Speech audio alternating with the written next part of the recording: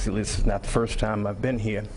The comments with regard to C1 really feed into conversations that we've had before.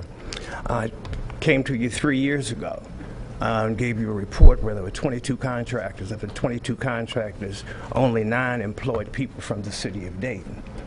Of those 22 contractors, only 3 employed minorities, which meant there were 19 firms who did not employ minorities, who clearly could not have been in compliance. That's the report that I gave you in '09 when we had the conversation with the mayor and the conversation with regard to Section 3. Gave you another report last year. 52 workers on Almond Village, of the 52 workers on Almond Village, only 1 was from Dayton. So I have a concern about residents, minorities, and females. Let me give you a little history, if I may. Dayton worked its own problem out years ago, some 40 years ago. Dayton Hometown Plan. Minority community, organized labor, and construction contractors got together and created a document called the Dayton Hometown Plan, which was subsequently adopted by the city, the state, and the federal government. Stuff that you got in the standard bid conditions that come from the feds were locally negotiated. However, they've been ignored.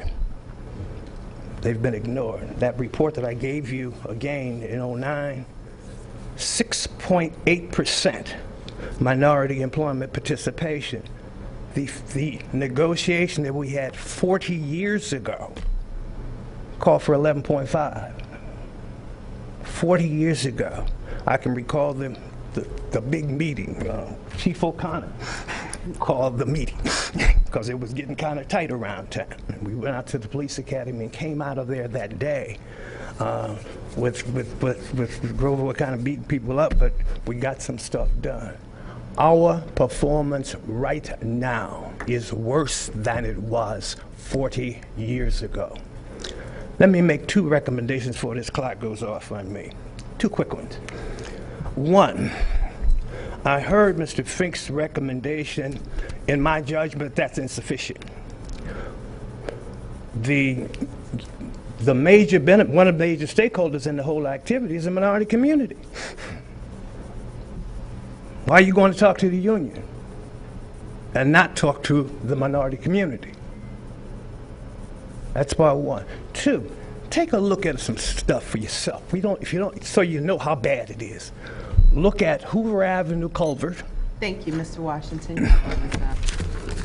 Thank you. Thank you.